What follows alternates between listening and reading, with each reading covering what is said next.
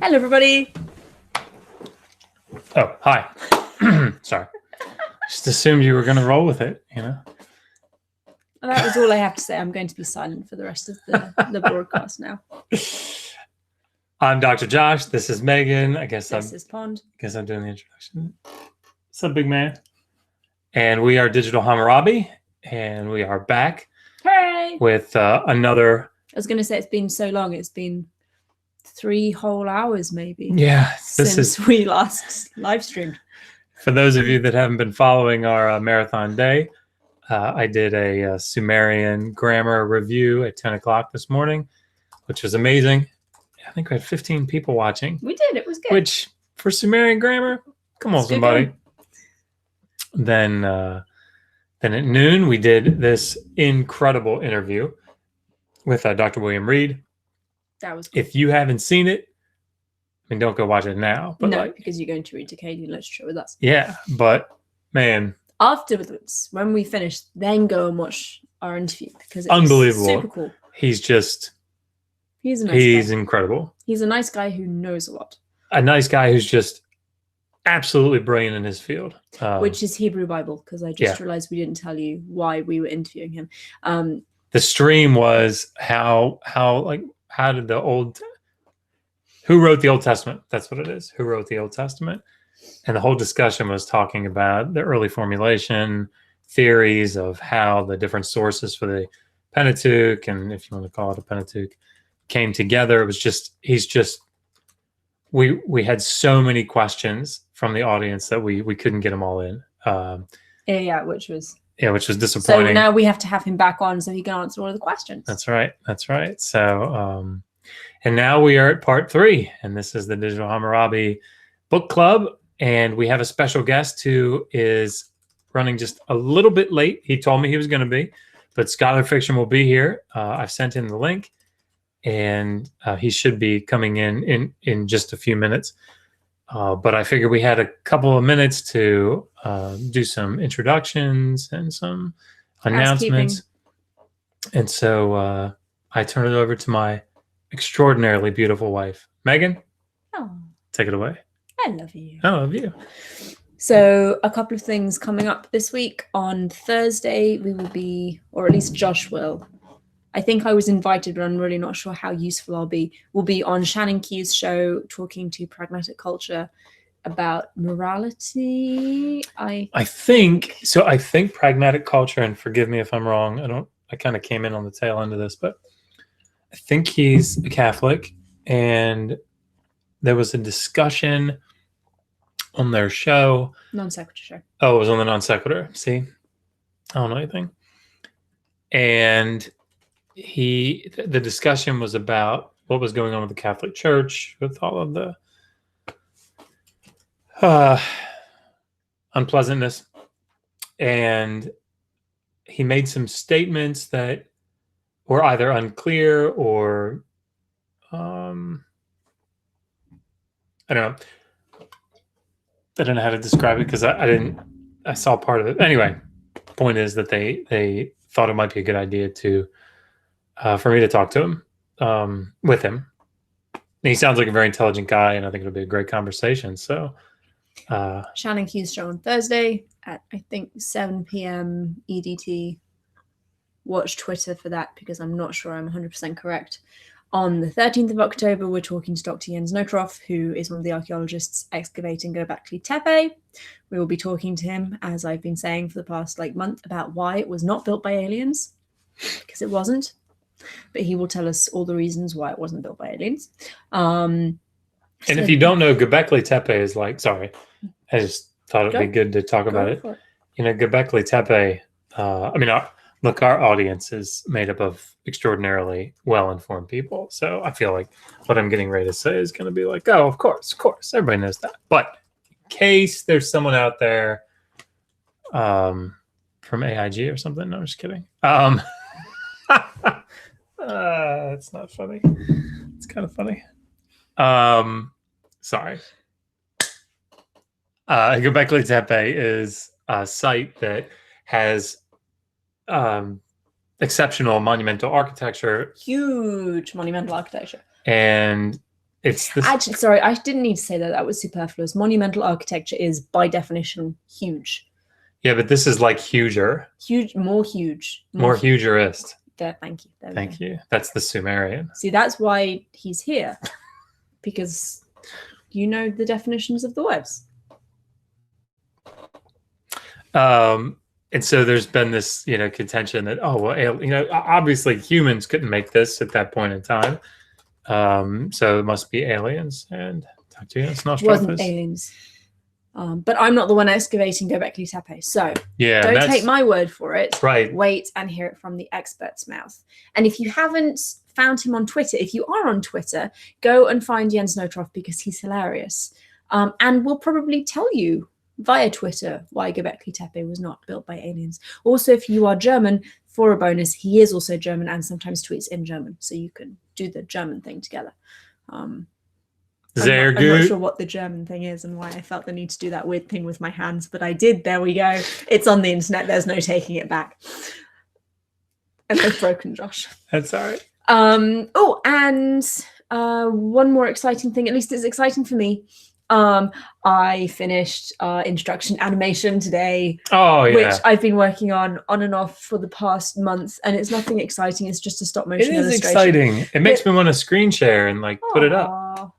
But they have computers and stuff. They do, but it'll be on our videos from Monday, and I'm just really proud of myself. And I don't know that we've talked. Have we done a stream, a book club since the music? Brock Benet? No, go for it. So Brock Benet is an amazing friend of ours, YouTuber, and he's not a YouTuber. Oh, he's not a. Mm-mm.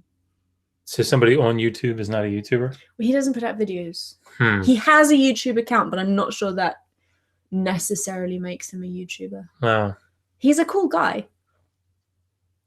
Yes, I didn't know what Poe meant last night, so I'm not still surprised. Not sure I know what it means. Not surprised. I looked it up. So.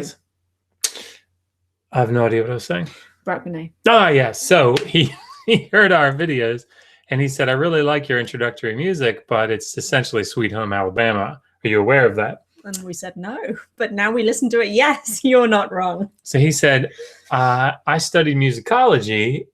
Which I didn't know was a thing. Oh, it's a thing. Yeah. It's pretty cool, though. And he studied ancient musicology, and he plays an instrument that I can never remember. Sitar. The sitar. And something else that sounds very much like sitar. Sidar, maybe. I can't remember. It's guitar. No, it's not. No, it's not. And so he said, I would be very happy to compose something for you guys. And he did. So if you haven't heard our new music. It's really cool. Oh, yeah, it's cool. Oh, there is Skylar saying he got the link. All right. We are excited. I got to tell you, I'm excited to have Skylar in here. So, and the reason. Oh, no, he's saying, do we have a link? Oh, I'm sorry. You got a link. Yes, I emailed it to him. Well, here's the thing. In theory, Can you put it on Twitter for him? I don't know. Okay. Do you want me to do it? Let's see. You probably should. Copy. Yep. Show it. We're very professional and we really know what we're doing. Where is a Twitter? You should say something because this looks really lame. I was going to make a tweet out of it, which probably would not have been good. Get all kinds of So Skylar will be joining us in a minute. And I think that probably covers all of our announcements / housekeeping stuff. Now the reason that there he is. Hey. Yeah. Sorry, it feels weird. Like all my pictures are like crooked, which it makes me suspect children have been about doing things here. What's up, everybody? Glad to see you guys. Man? Dude, life's good, man. I'm glad. Sorry I'm a little late. No, you're good. I had to get the kids to bed, get home, and I'm excited to be here. It's weird to be on this side of this because normally I want to stay quiet and let you lead, but I can't do that right now. So. No. Yeah, I'm here to support. I'm here to support you guys. So I can't be rambling. And I did bring a beer though. I did get some beer. So good. We're already started. All right. Anyways, We're going for it. So my thought was, I was talking to Megan about this morning, and I said, we were talking about what we were going to read tonight in the book club, and we've been reading a lot of creation stuff. We've been reading a lot of mythology, and I thought, one of the things that if you don't know, you're watching, you don't know, Skylar and I do this really cool, it's a Bible reading / study thing that we do. And we're going through Genesis. That was really redundant. I think I said we do about 7 times there. But, you didn't do the weird hand wavy thing for German stuff, so that's true. But I think that can be cool. We're on a par at the moment. But for weird things experienced tonight, we're going to be going through tonight essentially the Akkadian, the Babylonian Job, and I just thought it would be really cool since Skylar has to deal a lot in the Book of Job, has to interact about it. I thought maybe it'd be cool to have him come on here and read the Akkadian version of it, essentially. And then that would get some exposure to another ancient Near Eastern text that has a lot of links to the biblical Job. And then, of course, we're going to read another cool text called the Instructions of Shuruppak, which is a Sumerian text, another Sumerian wisdom literature, so similar genre. And then we're going to read a fun text called the 3 Ox Drivers of Adab, which is more exciting than it sounds, I think we can say. Yes, I agree. The names of Akkadian and Sumerian texts tend to be quite literal. Indeed. Indeed. So 3 Ox Drivers of Adab is actually quite a lot of fun. So before we go on, Skylar, would you like to give a little introduction to your Wait. Before that happens, sorry, Skylar, I have to say, because I was sitting at Josh's, I've broken Josh again for the 2nd time tonight. Sorry. Okay.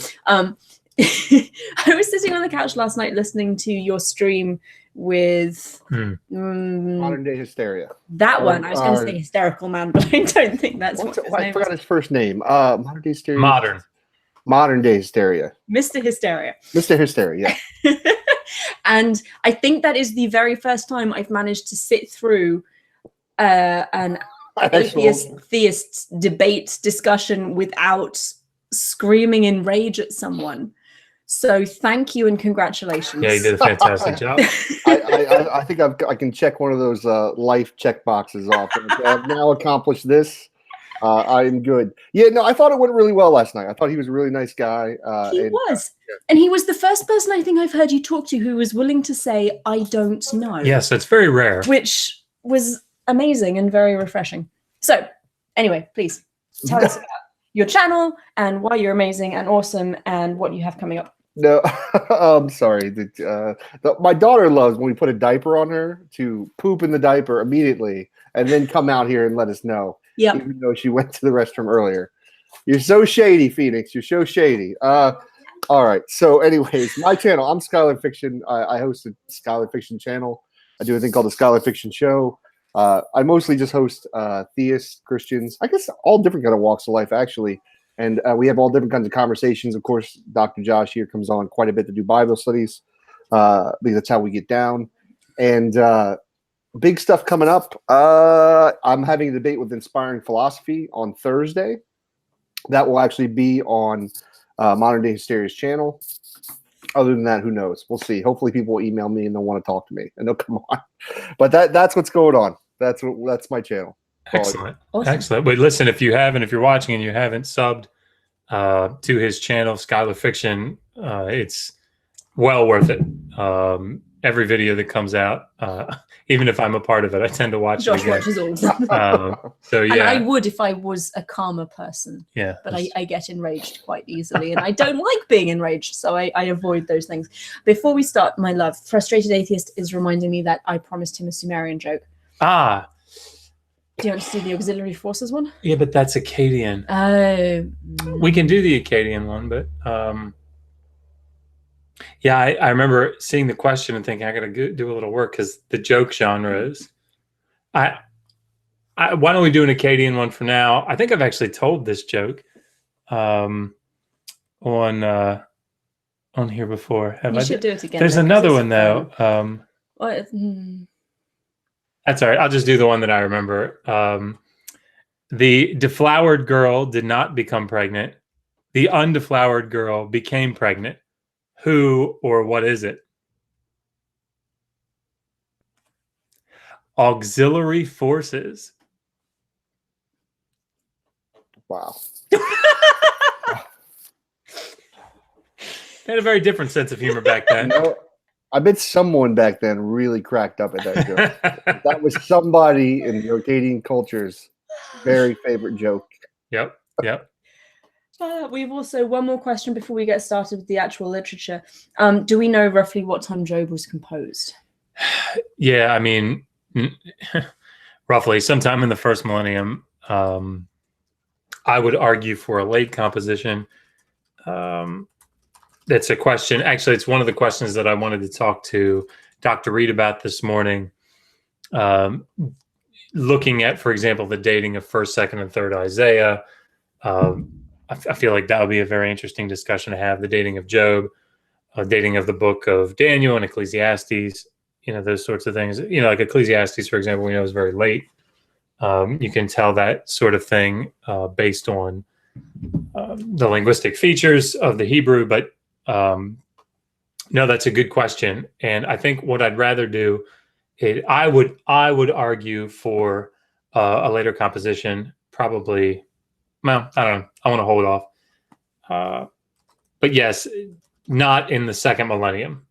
I would say that. Not in the 2nd millennium. So, but that's a good question that we should bring up to Dr. Reed and maybe have a discussion on. So, Christy Santiago just logged in. Happy birthday, Christy. Happy birthday, Christy. Happy birthday. Oh, and if anyone who is following along, if you have your very own copy of Before the Muses, if you don't, I recommend it because it's awesome. And if you go onto the Eyes and Browns website, I think they have a sale at the moment, so it's only $30. It is page 394 because it's a book that is this big and has like 8 million pages. And Skylar, you've got a copy, right? Yeah, I got it pulled up right now. Beautiful. Awesome. All right. A lot of pages, 10,000. Yes. It is quite a lot of pages. So the text opens with a hymn to the god Marduk. By the way, I'm just looking here. What page are we on this, by the way? 394. Yeah, 394 of the actual PDF. All right. I'll scroll up. Go ahead. Sorry. I mean, of the PDF, of the actual book. Yep. But we've got 11 likes, 33 watching. That's pretty good. It's because we're amazing. Yeah, if you haven't liked, please do so. Share it. If you haven't subscribed. Oh, that's the other thing. Sorry. We just passed 1,300 subscribers. What? Yep. Just now when we sat down, it was sitting at 1,304. I was like, you gotta be kidding me. That's amazing. It's amazing. You guys are awesome. Yep. That's all there is to it.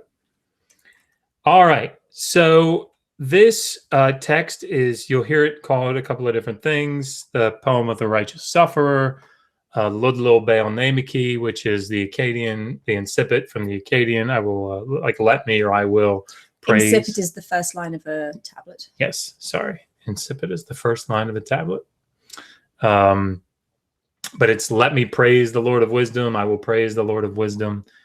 But this is a story essentially like Job, where a guy loses everything that he's got. And so I just think I think this is a good text. It's an Akkadian text. This is not a Sumerian text. It's Akkadian. And yeah. It's relatively late as well, isn't it? It probably dates to the Kassite period, actually. So probably late 2nd millennium. But most of the copies that we have, I think, are from Ashurbanipal's library in the 1st millennium. So does God make up for it in this story also? Does he give the guy a new wife and new children and everything? Well, let's find out. It's just like broken toys. We can just replace them with new toys. Wives are pretty easily replaced. Yeah, I mean, as our children. Yeah, when they're property, it's just give me the newer model. Or you got 7 or 10 of them, Right, it's like a new iPhone. My grandfather, I just have to say, my grandfather told this story. He went to this couple's anniversary party. No, it wasn't an anniversary party. It was her 40th. A woman who was part of a couple was turning 40. There you go. That was really difficult to say. Anyway, and at the toast, the husband said, I guess I need to trade you in for 2 20-year-olds. And the woman said, you're not wired for 220. Which is, it's an electrical joke, I guess. So. A little bit. It probably wasn't that funny. Some electrician out there is rolling on the floor right now. It's out there like, God damn it. Now I'm subscribing. Now I'm subscribing. Now it's official. All right. Well, you want me to start? Yes. Okay. Tablet 1. I will praise the Lord of wisdom, solicitous God, furious in the night, growing calm in the day. Marduk, Lord of wisdom, solicitous God, furious in the night, growing calm in the day. Whose anger, like a raging tempest, is a desolation, but whose breeze is sweet as the breath of morn. In his fury not to be withstood, his rage the deluge, merciful in his feelings, his emotions relenting. The skies cannot sustain the weight of his hand. His palm is gentle to rescue the moribund. Marduk, the skies cannot sustain the weight of his hand. His palm is gentle to rescue the moribund. He it is in the brunt of whose anger many graves are dug.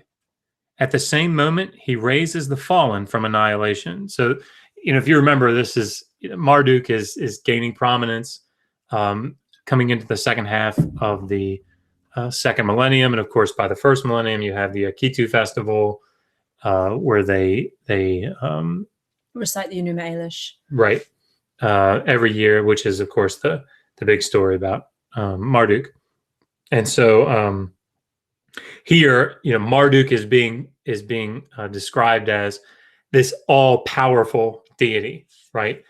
Everything that he does bad is exceptionally destructive. Everything that he does good is the best in the whole world. Yeah. So, right.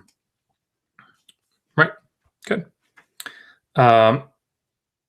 He glowers, protective spirits take flight.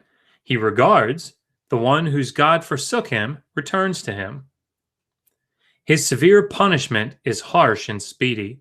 He stops short and quickly becomes like a mother. He is impetuous to cherish the one he loves. Like a cow with a calf, he keeps turning around watchfully. His scourge is barbed and punctures the body. His bandages are soothing. They heal the doomed. He speaks and makes one incur many sins. On the day of his justice, liability and guilt are dispelled. So these would be called like consistent merisms, right? The best and the worst, right? And so it's like everything in between. He can do it all. He is the one who afflicts with demons of shaking disease. Through his sacral spell, chills and shivering are driven away. So he afflicts with disease, then he drives it away. Who dwarfs the flood of Adab, the storm god. The blow of Era, the plague deity. Who reconciles the wrathful god and goddess. The Lord divines the god's inmost thoughts, but no god understands his behavior. Marduk divines the god's inmost thoughts. No god understands his mind. You want to read for a little bit? Mm-hmm. Cool. As heavy his hand, so compassionate his heart. As brutal his weapons, so life-sustaining his feelings. Without his consent, who could cure his blow? Against his will, which one could stay his hand? I, who touched bottom like a fish, will proclaim his anger.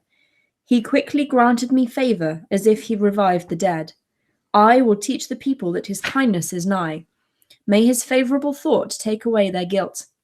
From the day the Lord punished me, and the warrior Marduk became furious with me, my own God threw me over and disappeared. My goddess broke rank and vanished. The benevolent... Do we want to talk about that? Yes. The personal God? Yeah. Can I just say how much better it sounds? Megan's reading it. Like, it sounds so much more sophisticated. And like I'm like, oh, this is so nice. You should just read all of it. We'll just sit here and drool. Can I say I already have a question to ask? Yeah, please. Yeah, I ask it. Right. So I'm interested, right? Because this is the first time. This is benevolent. It's talking about an angel. Are angels a thing in other religions? I didn't know this. This is something I learned new today. Yeah, I mean, so angel strictly means messenger. Okay. And no, but I mean, like this idea of sort of divine beings, right? What you have in Mesopotamia is sort of like a tier. Yeah. a rank of gods. So like you have the big god. Protective spirit might be a better term than angel. Okay. And we don't have the Akkadian here, so but you know what? Look it up. It's comparable in the modern day sense, right? Because people think of like your guardian angel. That's sort of what this is, right? Yeah. So you have these personal gods, and the personal gods are sort of there to keep watch over you, to protect you from things. So when you get sick, when you get a disease or something, that's a demon that's come in. Go figure. And it's because you're sorry. And I should break in here because Beej made the same point. It mentioned demons of shaking. This isn't like the nefarious demons of hell associated with Lucifer and the devil, and that's not what this is. They're just kind of bad spirits, bad gods. There isn't the same it's not moral judgment implied here. That makes sense. Go ahead. No, I'd say that makes sense. So if your personal god steps away from you, it's a bad thing. Yeah, it's like the gatekeeper is gone, and now anything can come in. Yeah, there's nothing protecting you at all. So any god that has taken a disliking to you, any malevolent spirit that happens to be wandering past, can basically do to you what they want because you have no supernatural spiritual protection anymore. It's like you Ouija boarded it up. Yep. Now, would these people believe like Marduk like created all these other spirits also? Like he's the head god that made these things? Or, hey, Marduk's here, but there's also these other things that kind of exist too? No, I don't think that they would view it that way. So you have a lot of different creation stories in Mesopotamia. And so, for example, in the Enuma Elish, the big story that he's exalted in, you know, you have two deities that are sort of the progenitors of all the other deities, and Marduk is actually like, he's like the great grandson of the gods who actually were the creator, the creation forces. Yeah, he's a much younger god, and the whole point of the Enuma Elish is to kind of take a relative newcomer to the scene in Babylon, to the scene in Mesopotamia, the city god of Babylon, and kind of exalt him and push him up above all the other deities and find a reason for why that would be. So he basically saves all of the other gods, all of the older gods, those who had been more powerful than him previously.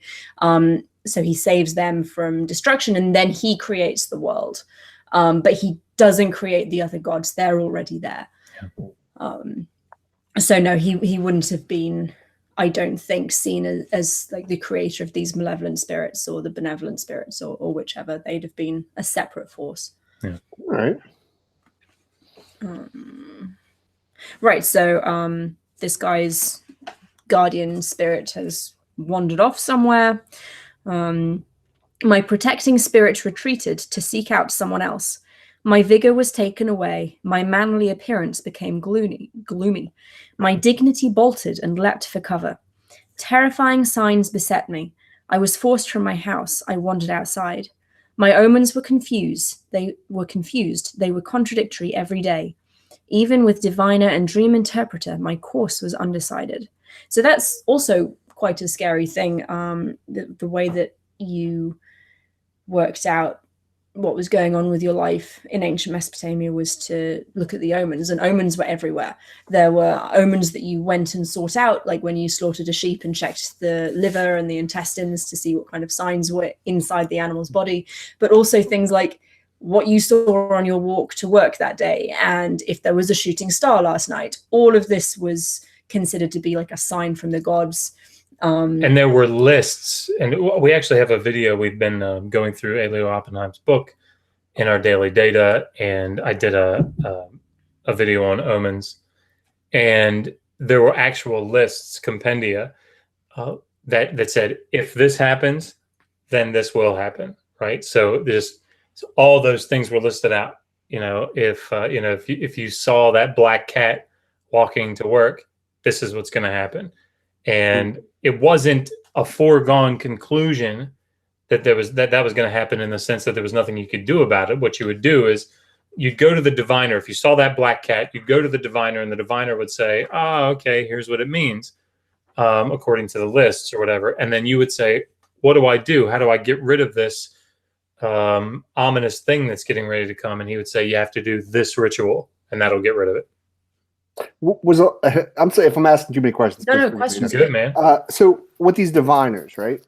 Now, with these people, would it be about money in some sense too? Like, I'm sure they would have to go, diviner. This guy's probably not going to do something for free. Tell him his, how he should interpret this, black cat walking across him. Mm-hmm. Like, was this about money? Would they have to pay for this? Is this something where the diviners really believe? I'd probably imagine they actually believe what they're saying, just like some, I think, psychics made today, even though they charge for to tell your fortune, probably do believe they're psychic. How would that maybe work? Yeah, I mean, as far as the pay, I'd have to read back through some economic text to see. But the one thing that we do know, it was a profession, though. Yeah, this no doubt. Something like you could just do it for a hobby. They were very highly trained individuals, so they would have been paid. Just how much, I'm not entirely sure. Yeah, and it probably, I would assume, by the great organizations. But the big thing is that absolutely they believed it. So much so that Ashurbanipal in the first millennium, he creates this great library. He has all these tablets brought from all over Mesopotamia, and part of the reason that he does it is he wants to check what the diviners are saying, right? So he wants to have all these compendia, all these different lists, all these different tablets that talk about the different signs, the different omina, and planetary movements, all this stuff, so that he can check for himself to see if they're kind of screwing with him, and because it is a very prestigious position, and it's interesting because you see this sort of thing in the book of Daniel, right? You see the king saying, "Okay, I had a dream. I want you to tell me what it means," and all the diviners are like, "Oh, all right. What was the dream?" And he goes, "No, see, if I tell you the dream, you can just tell me whatever it is. You can make up something. If you're really good at this, you'll tell me what I dreamed and then tell me the interpretation." That's clever. Yeah. And they're like, no one has ever asked this of the king before. I mean, of the diviners before. And so that's when Daniel steps in, and Daniel says, "God has made things known to me in such a way that I can know they are true." And that's where precept comes from. All right. Yeah, there you go. He's the first presuppositionalist, right? And so he tells the king his dream and then the interpretation. So yeah, this was the very common ancient Near Eastern thing. I love it. Yeah. Go ahead, sweetheart. Sorry, I'm answering a question. Oh, okay. I'll pick up. You go for it. Or actually, it's probably Skylar's. Oh, Skylar, you want to read? Yeah, I can. What verse were we at? We are at line. I got to 55. Yeah. 55. Okay. All right. What I overlooked in the street portended ill for me. When I lay down at night, my dreams were terrifying. The king, incarnation of the gods, sons of his peoples, his heart hardened against me, turning openness to ill will. Is it courtiers? Courtiers, yep. Courtiers were plotting hostile actions against me. They mustered themselves to instigate base deeds. If the first, I will make him end his life, says the second. I ousted him from his command. So likewise the third, I will get my hand on his post. I'll come into the property, vows the fourth, and the fifth subverts the mind of 50. Sixth and seventh follow on his heels. The clique of seven have mastered their forces. Merciless. Sorry. As friends, the likeness of demons. So one is their body, but seven their mouths. So you can see, just to pause. I mean, you can kind of see this thing, right? In Job, you have the friends coming, and they sit with him and they talk. This sort of motif of people being alongside. You see this in Daniel, for example, with his accusers, the people that are trying to get him in trouble. This sort of thing is just part of a motif. And that's what I was trying to figure out what was going. So basically, people are coming to him and telling these things like, "I will make him end his life." Okay, that's I didn't understand at first. Okay, so where was I at? So their heart's fulfillment against me, ablaze like fire, slander and lies. They try to lend credence against me.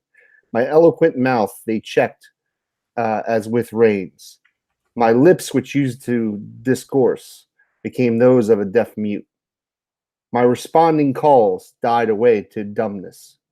My profound head bent earthward. My stout heart was enfeebled by terror. My broad breast brushed aside by stripling. My far-reaching arms clutched each other under my clothing. I, who worked proudly, learned slinking. Is that the word? Slinking? Mm-hmm. Yep. I, so grand, became servile. To my vast family, I became a loner. As I went through the streets, I pointed at. I would enter the palace. Eyes would squint at me. My city was glowering at me like an enemy, belligerent and hostile. Would seem my land. My brother became my foe. My friend became malignant, a demon. My comrade would denounce me savagely. My colleague kept the taint to his weapons for bloodshed. My best friend made my life as I can't say that word. Aspirant. Aspirin.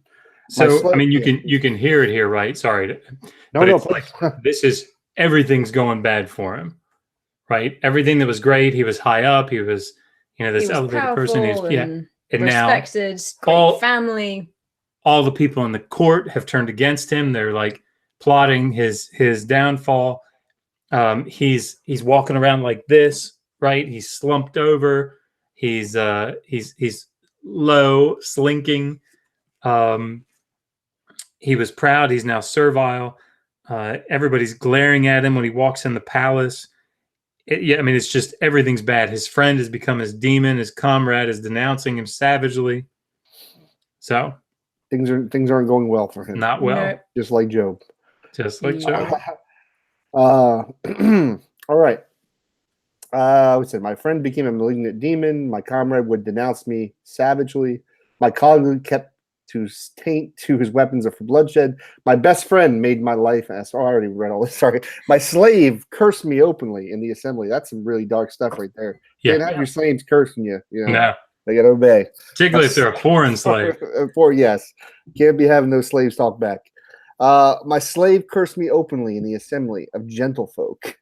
My slave girl defamed me before the rabble. And acquaintance would see me and make himself scarce. My family set down as an outsider. A pit awaited anyone speaking well of me. While he was uttering defamation of me, forged ahead. One who relayed base things about me had a God for his help. For the one who said, what a pity about him, death came early. So now it's like it's extending out from him. It's not just he's having bad luck, it's anyone who's even remotely nice to him is being drawn into this. So it's saying anybody who makes fun of him, anybody who says bad things about him, God helps him. But anybody who says, oh, poor guy, dead. So it's like it's not just bad for him, he's causing all this bad luck to go out. Everybody. And this is all because his spirit basically left him? It's because Marduk's angry at him. His spirit, his protective spirit, and we probably should have made more of a deal about that at the beginning. But his protective spirits left him because the god Marduk is angry at him. Yeah. We're not sure why. I don't think we're ever told why. Okay. Yeah, not that I know. So let me take over for a minute. Yeah, I'm gonna grab another beer while you're doing that. Yeah. The one of no help, his life became charmed. I had no one to go at my side, nor saw I a champion. They parcelled my possessions among the riffraff. The sources of my watercourses they blocked with muck. They chased the harvest song from my fields. They left my community deathly still, like that of a ravaged foe.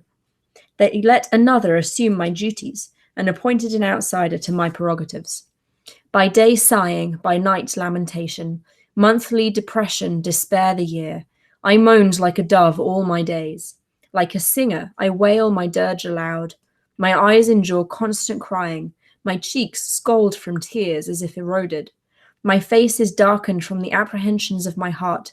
Terror and panic have jaundiced my skin. The wellsprings of my heart quaked in unremitting anxiety. I was changeable as a flickering fire. Prayer was disorder, like an exploding flame. My entreaty was like the fracas of a brawl. My sweet-lipped discourse was murky, obscure. When I turned a biting comment, my gambit was stifled. Surely in daylight, good will come upon me. The moon will set, my sun will shine. So it just, bless him, it just continues all of the horrible bad things that are happening. Bless him. I know. Oh, bless. His irrigation ditches are blocked up with mud, and his harvests fail, and his family disown him, and all of the people who were doing worse in life than him suddenly get all of this good luck. And then his Wi-Fi broke. His Wi-Fi broke. Oh, his dog ran away. This is a one long country song. It is. Is it?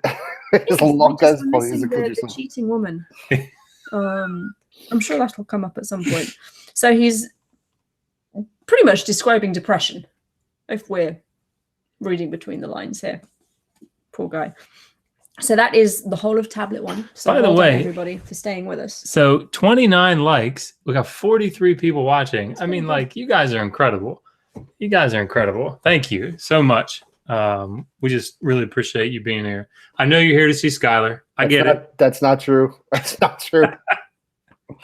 But I will take it. I will take it. All right, you want to keep going tablet 2? Sure. So tablet 2. One whole year to the next, the appointed time passed. As I turned around, it was more and more terrible. My ill luck was on the increase. I could find no good fortune. I called to my God. He did not show his face. I prayed to my goddess. She did not raise her head. The diviner with his inspection did not get to the bottom of it, nor did the dream interpreter with his incense clear up my case. I beseeched a dream spirit, but it did not enlighten me. The exorcist with his ritual did not appease divine wrath. In other words, he's trying everything. He's striking every bush, right? Turning over every rock. So he goes to the diviner. Hey, Lance, slaughter that goat. Tell me what's going on here. Nope, can't figure it out. Dream interpreter, he's got his little incense thing, reading the smoke. Nope, doesn't know what's going on. You know, he goes to the spirit realm directly, right? His dream spirit, nope. Exorcist with his ritual, nope. And it's like, no one knows what this guy's done. He doesn't know what he's done. Before we continue, Trevor Lunn is saying, is Job pronounced as in road or as in sob? I would say Job. Is it Job or Job? If you watch Mission Impossible, for a while it's Job 314, but then it goes to Job. So probably Job. It's Eov in Hebrew. So does that translate to something? Does that mean something? That's a good question. We already blew my mind when we did our Bible study. I found out Ad meant man and Eve meant all this kind of stuff. So now every time I hear a name, I'm like, I wonder what that means. Let me see if I can figure this out. You know what? I feel you don't have to go. No. I think we're gonna look this up. Damn it, we're gonna figure this out. No, switch. Okay. Dun, dun, dun. This is how we roll at Digital Hammurabi. We get to the bottom. And you see now I'm 4 foot shorter. Why I sit on the tall chair when we do these things. But just as cute. Josh is 2 foot taller than me in real life anyway. So while Josh looks up the definition of Job, I'm going to continue with this poor man's life. The exorcist with his ritual did not appease divine wrath. What bizarre actions everywhere. I looked behind, persecution, harassment. Like one who had not made libations to his god, nor invoked his goddess with a food offering, who was not wont to prostrate, nor seen to bow down, from whose mouth supplication and prayer were wanting, who skipped holy days, despised festivals, who was neglectful, omitted the god's rites, who had not taught his people reverence and worship, who did not invoke his god, but ate his food offering, who snubbed his goddess, brought her no flower offering, like one possessed, who forgot his lord, who casually swore a solemn oath by his god. I indeed seemed such a one.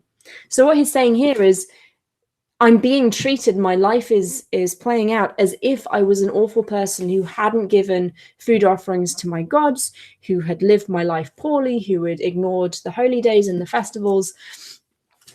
I'm being, my gods have deserted me as if I've been this horrible, horrible person. But I haven't done this, so I don't know what I've done wrong. So I'm looking at Kohler and Baumgartner's. So it's not, there are a couple different options of what it could mean.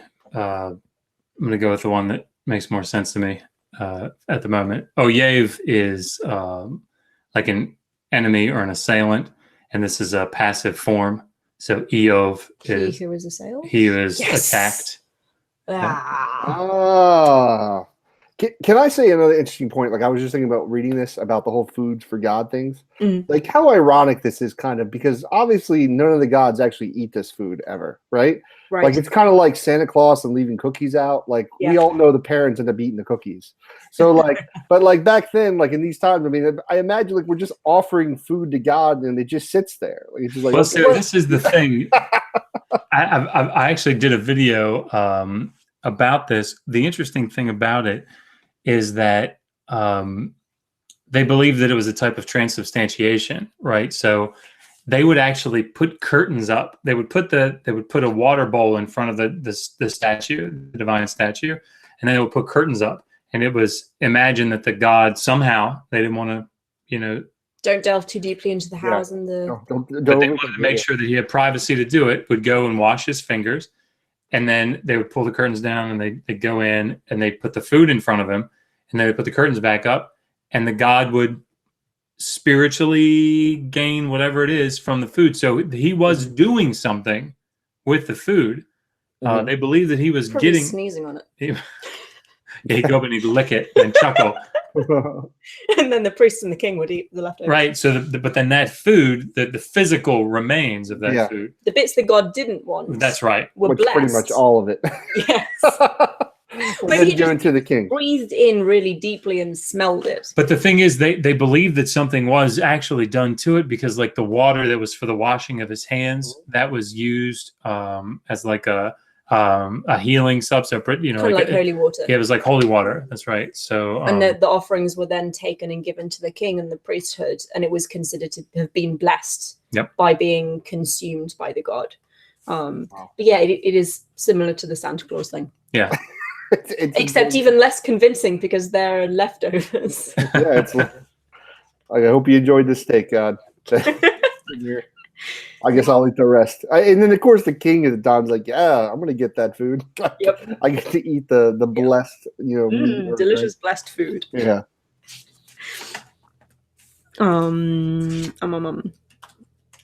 Right, so he's saying, I'm being treated as if I didn't do any of this stuff. I, for my part, was mindful of supplication and prayer. Prayer to me was the natural recourse, sacrifice my rule. The day for reverencing the gods was a source of satisfaction to me. The goddess's procession day was my profit and return. Praying for the king, that was my joy. His fanfare was as if for my own good omen. I instructed my land to observe the god's rites. The goddess's name did I drill my people to esteem. I made my praises of the king like gods, and taught the populace reverence for the palace. I wish I knew that these things were pleasing to a god. What seems good to oneself could be an offense to a god. So you can see it here. He's like, what have I done? I thought I was doing everything right. I'm clearly not. I don't know what I'm not doing right. It's so funny, right? Because this is, it's just so similar to me because, what we think is right from a moral standpoint, God in the Old Testament can do other stuff, right? And we have to go, well, God's doing it. So, it must be right. It must be like his ways are not our ways. The difference is Mesopotamian gods can be dicks. Yes, this is true. But that is permitted. Yeah. But you don't have to do some kind of mental gymnastics to find a way that what they're doing is right. They're just being wrathful because they can. But yeah, that's that's true. I was looking at maybe no, but that's exactly right. That's a very good point.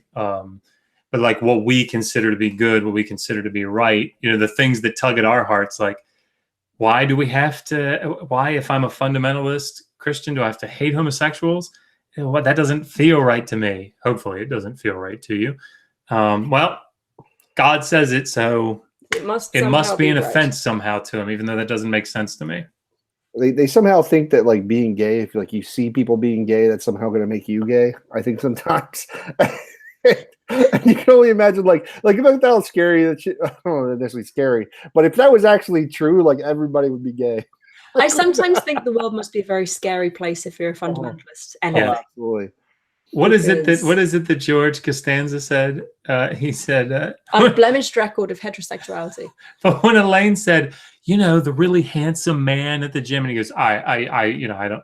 She said, you know, just admitting that a man is attractive doesn't necessarily make you a homosexual. And he says, it doesn't help. And you know, that's kind of how I feel like they probably operate. Yeah. Anyway, sorry. No, it's all good. What in one's own heart seems abominable could be good to one's God. Who could learn the reasoning of the gods in heaven? Who could grasp the intentions of the gods of the depths? Where might human beings have learned the way of a god? He who lived by his brawn died in confinement. Suddenly one is downcast, in a trice full of cheer. One moment he sings in celebration, in a trice he groans like a professional mourner. What the gods intend for people changes in a twinkling. Starving, they become like corpses. Full, they would rival their gods. In good times, they speak of scaling heaven. When it goes badly, they complain of going down to hell. I have pondered these things. I have made no sense of them. But as for me, in despair, a whirlwind is driving me. Debilitating disease is let loose upon me. An evil vapor has blown against me from the ends of the earth. So not only is he depressed, have his crops failed, has his family disowned him, and are all of his friends and colleagues plotting against him, now he is physically sick as well. And what follows is a very detailed description of all the parts of him that are sick. And this is something that we should probably point out. You know, this obviously much of Job is taken up with like a poetic structure. I think all of this is taken up with poetic structure, so you can hear it, right? It's actually very elevated poetic style. A lot of the language here, a lot of the vocabulary comes from the physicians, like the Grey's Anatomy of the time. Yeah. So of course we did a video. It's good this week coming up. The daily data coming up this week about physicians and medicine. You know, there's a lot of overlap here. A lot of the vocabulary that's used by the physicians in their texts found in here. It's elevated, and which is why it sounds sort of heady. I'm going to switch with you. Yes. If you want to read some of... Oh, yeah, sorry. No. Okay. Head pain has surged up upon me from the breast of hell. A malignant specter has come forth from its hidden depth. A relentless ghost came out of its dwelling place. A she-demon came down from the mountain. Auga. I always get that wrong, Skylar. I want to say ague. We had a big discussion about this. Actually, in our very first book club, I think. Auga. Say like straight out of Georgia. That's all right. Set forth with the foot. I'm in Southern Maryland, so I feel comfortable saying that. Debility broke through the ground with the plants. They assembled their host. Together they came upon me. They struck my head. They closed around my pate. My features were gloomy. My eyes ran a flood.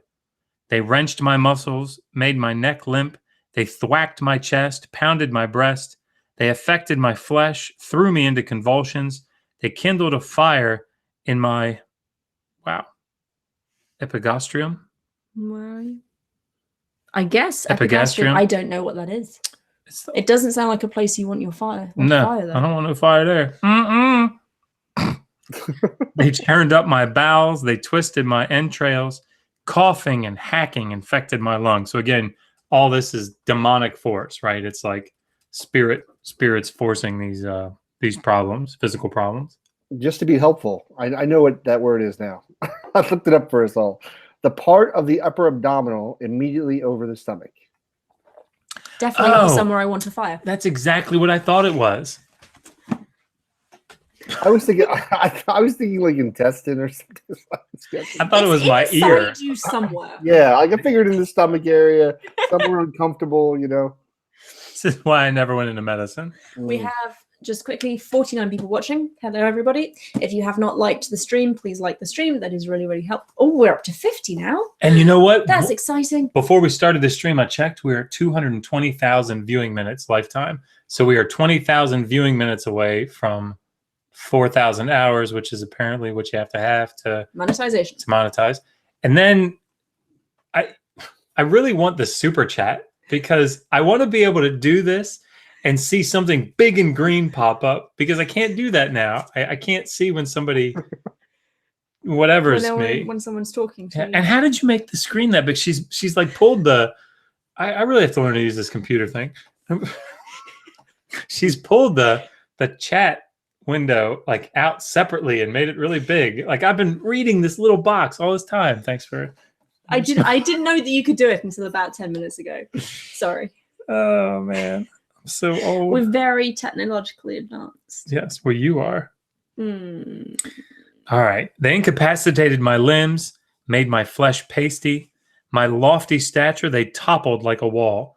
My robust figure, they flattened like a bulrush. I find it funny that, like, I don't know what word it was obviously in this language that it translated to robust. Like, my robust figure. Rubenesque, I think you'll find. You know, my figure was very robust, and you know, I liked it that way. Just trying to drop a couple pounds, get back to that robust figure of myself. You know? Like, do we have any questions before we go on? Sorry. No, you're good, man. I bring this very educational program. Oh, please.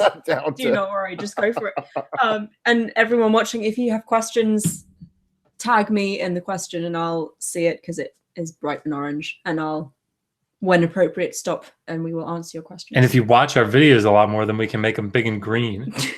Beach did actually say, if you have nothing better to do with your time, open one of our streams and just play it in the background. There you go. That'd be actually really helpful for us because then we can get our viewing minutes up. Did you see this comment? I really like this. One of my favorite comments I've seen on here. It's from Philip.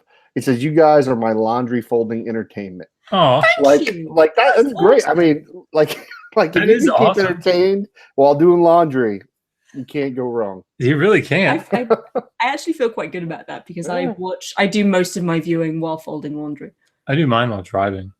I find it ironic that, like, with stuff like this, I don't mind, you know, like YouTube, most people tend to just listen to it. Like, it's a video platform that everyone just kind of listens to when they're doing other things. Yeah, they're podcasts with added visuals. Yeah, I should just listen to it when I drive. Yeah. But then the data streaming networks, they get you for like streaming video instead of audio, which is right. Yeah, that's a good point. Sorry. No, but you should still do it. Who cares? You know, whatever. You got to limit it, folks.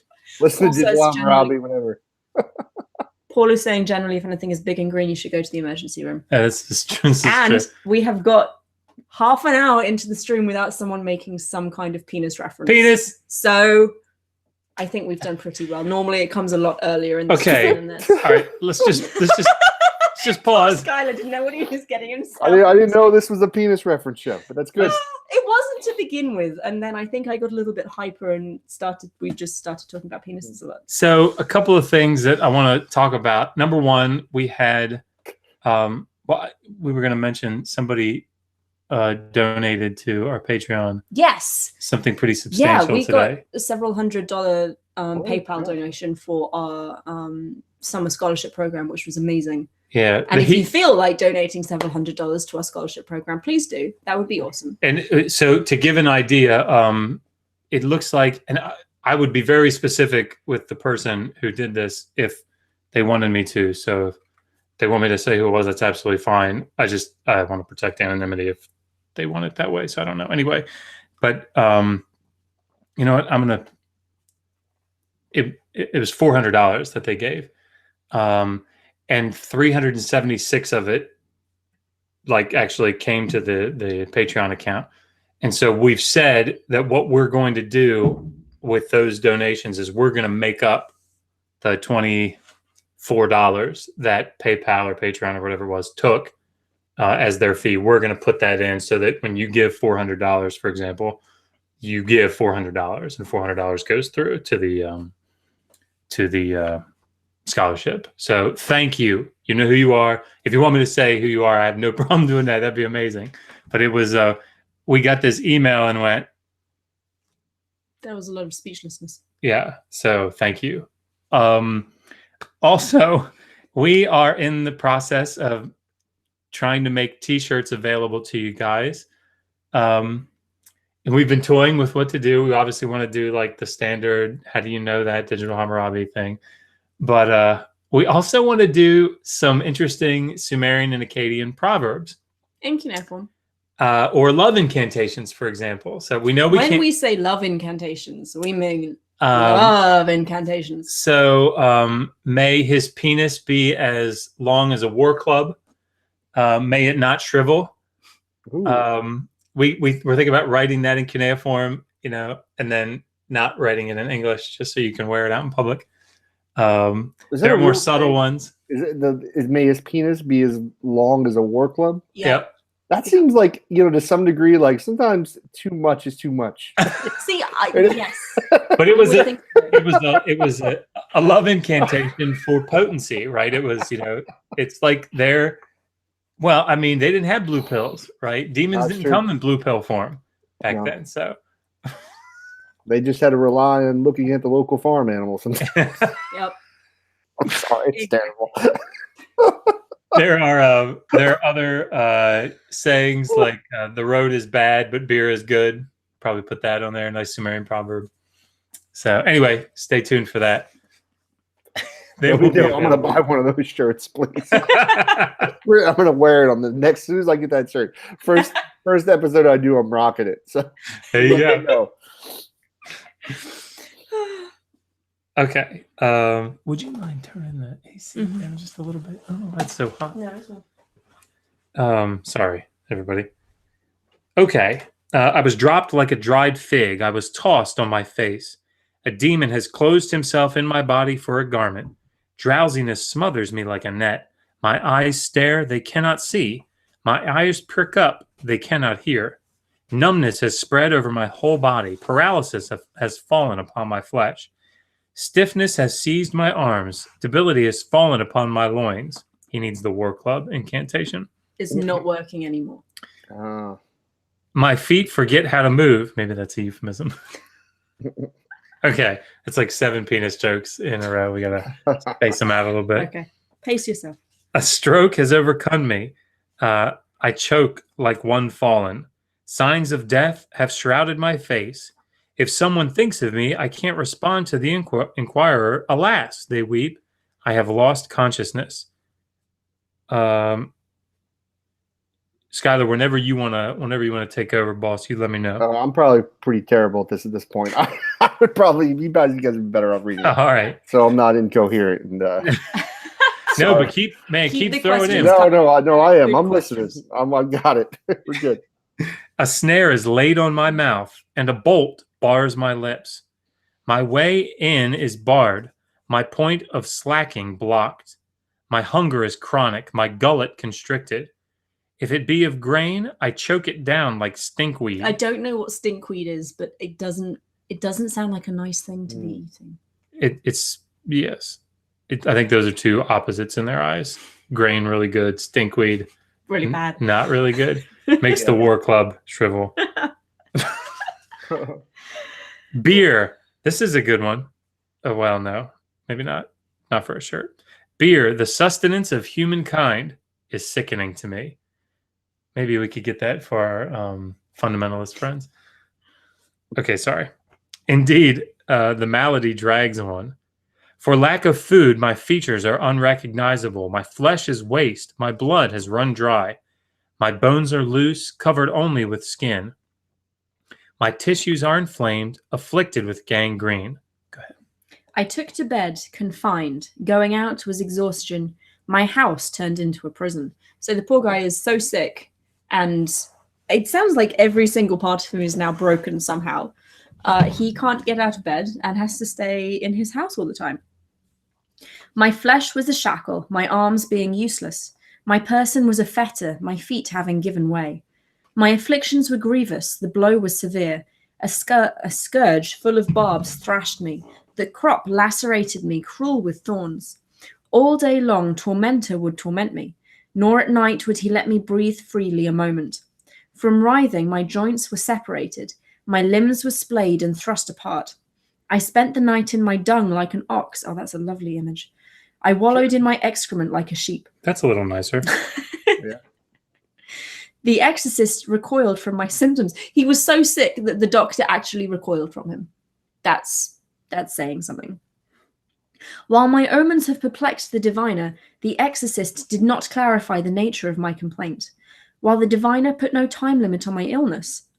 No god came to the rescue, nor lent me a hand. No goddess took pity on me, nor went at my side. And this sort of, if you think about one of the earlier, I guess it was a video that I must have recorded where I summarized the Enmerkar texts, the Sumerian texts. You have Lugal Banda, this Sumerian, this Urukian warrior. He gets sick and he's laid in a mountain cave, right, to die.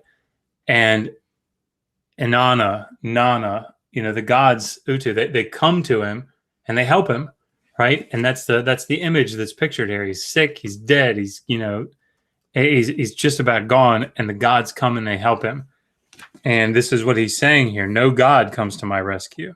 No goddess takes pity on me. We had a comment in the chat saying someone would prefer a clean shirt. And I promise, as well as the penis and the beer related shirts, we will have more tasteful shirts without penises and beer. Because I appreciate that's not everyone's cup of tea. Yeah. We'll have penises and beers come first, though. We need to make that clear to the audience. That, listen, yes, you can get your clean shirt clean. All right, but we're going to make sure the penis and beer shirts come first. Oh, yes. I might try and find a shirt that can have both penises and beer in one fantastic saying. Well, what I was trying to do was, the penis one, we know that, having a shirt that says in English, make his penis like a war club, it probably wouldn't fly. Probably just keep that in cuneiform. So put that in cuneiform, but and then send a certificate of authentication. Yeah. We'll superimpose sort of like a watermark in the back, the picture of a woman like this. Yeah. Oh, Josh, you might know the answer to this. Free radicals are saying, is there any evidence of drug use in Sumerian culture? Because people have kind of taken the idea of stinkweed and are running with it. Oh, I see. And I know there is, but I can't tell you where or what it is. There are some interesting scholarly papers actually on psychedelic. Yeah, I'm trying to think of not so much the use of it. I mean, not so much did they use it, but what was its intended purpose? And I think it was to enter that liminal state. That's a good question. That's something we should look up and spend some time researching. Yeah, maybe we'll do a daily data on that. The answer is yes, but we can't really give you a lot more detail right now. Drugs in the ancient culture, that would actually be a really good episode. The ancient Snoop Dogg and Cypress Hill. Sounds good to me. Where were we? I don't know. Something about penis. We're right where things are going really bad for this guy. Oh, right. Yes. The doctor doesn't know what's going on. The diviner doesn't know how long he's going to be sick for, which is a wonderful thing to know. No god is taking pity on him. My grave was open. My funerary goods were ready. So he's basically dead now. This is really like Lugal Banda. Before I had died, lamentation for me was done. So what this means is he's not even dead yet, and people have stopped mourning him. Like the mourning period has been and gone. People have wailed for him. Everyone's done their lamenting. They've just assumed he's gone and done. All my country said how wretched he was. When my ill-wisher heard, his face lit up. When the tidings reached her, my ill-wisher, her mood became radiant. The day grew dim for my whole family. For those who knew me, their sun grew dark. Heavy was his hand upon me. I could not bear it. Dread of him, the him here is probably Marduk, was oppressive. It something me. Again, for those of you who have been with us when we've done literary text before, they're not always complete. So when I pause, that means there's a big gap in the text that no one has reconstructed. We have 54 people watching. Whoop, whoop. You guys are awesome. Agreed. His fierce punishment, the deluge. His stride was, harsh, severe illness does not my person. I lost sight of alertness, make my mind stray. I groan day and night. Dreaming and waking, I am equally wretched. A remarkable young man of extraordinary physique, magnificent in body. So this is where a shift takes place. Yep. For those of you that have started to nod off, we understand. Yeah, everything's bad for him. We get it. Yep. But this is where things start to shift. Yep.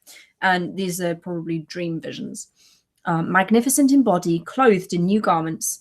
Because I was only half awake, his features lacked form. He was clad in splendor, robed in dread. He came in upon me. He stood over me. When I saw him, my flesh grew numb. The lady has sent me. And then a gap. I tried to tell my people. They were silent and did not speak. They heard me in silence and did not answer. A second time I saw a dream. In the dream I saw at night a remarkable purifier, holding in his hand a tamarisk rod of purification. And this I'm going to butcher. Luluralimu, resident of Nippur, has sent me to cleanse you. He was carrying water. He poured it over me. He pronounced the resuscitating incantation. He massaged my body. A third time I saw a dream. In my dream I saw at night a remarkable young woman of shining countenance. So if you notice, just as a side note here, you think about the Gilgamesh epic. This repetition of dream encounters, when Gilgamesh and Enkidu are going to the Cedar Forest to fight Huwawa, or Humbaba in the Gilgamesh epic. They have dream and then another dream and then another dream. So it's a motif. It's pretty normal. A remarkable young woman of shining countenance, clothed like a person, being like a god, a queen among peoples. She entered upon me and sat down. She ordered my deliverance. Fear not, she said, I will, whatever one sees in a dream. She ordered my deliverance. Most wretched indeed is he, whoever he might be, the one who saw the vision at night. In the dream was Urnintnuga, there we go, a Babylonian, a bearded young man wearing a tiara. He was an exorcist carrying a tablet. Marduk has sent me. To Shubshi Meshre Shakan I have brought a sway. So we now know the guy's name. Yep, so that's who he is, which interestingly actually matches the name of a known official during the Kassai period, who may or may not be the same person. We're not sure, but it's pretty cool. So this is a real turning point because until now, no one has known what's wrong with this guy. No one has known why he's being punished. And we finally have an exorcist coming in saying, I've been sent by a god. I know what's wrong with you. I can fix it. So magically, he's also not died yet, which everyone seems to have been waiting for. He has entrusted, so he is Marduk, he has entrusted me into the hands of my ministrant. In waking hours, he sent a message. He revealed a favorable sign to my people. I was awake in my sickness. A healing serpent slithered by. My illness was quickly over. My fetters were broken. After my Lord's heart had quieted, and the feelings of merciful Marduk were appeased, and he had accepted my prayers. So we still don't know what this guy's done to offend Marduk, but the sense here is he's clearly done something, and he doesn't know what it is, but he's apologized profusely many, many, many times, and finally Marduk has said, you know what? I've probably punished you enough now, so I will make you better and you're allowed to live again. So this really does show quite magnificently the awesome dickishness of Marduk, but also the large amounts of mercy. So he inflicted all of this suffering on this poor guy, and now he's taking it away again. And this is really common in ancient Mesopotamia, this idea of a god sort of capriciously doing something and needing to be placated, right? So my dissertation was on these laments, these texts that were read, recited to the gods to appease them, to quiet their hearts, to still them, so that they would relent from either continuing to do these awful things or to not do it in the first place. So, yep, your turn. Okay. I find it interesting that all these gods just like to kind of toy with human beings, basically, for their own pleasure. Yeah. They're like, you know what? I didn't like that food you left for me, so we're gonna make you suffer a little bit, and you'll beg for my forgiveness and my generosity, and then you'll come back to me, and then I'll show you how generous I am by relieving all the suffering and pain that I caused you. Yeah. They're weirdly insecure for things that are supposed to be relatively all-powerful. They really, really, really need like the worship and the approval of humanity, which is very interesting. And we know that Enki has a really big penis, so you wouldn't think he'd be insecure. This is true. No. Huge penis. Actually, he's not the one that's insecure, so maybe there's a correlation there. That's why. Enki's the guy who's always helping us because he's like, I'm fine. Oh, I feel like we're giving into so many stereotypes here, but I like them. We're having fun. Yeah. Okay. If you're going to sit and read ancient literature, you have to make it fun. This is true.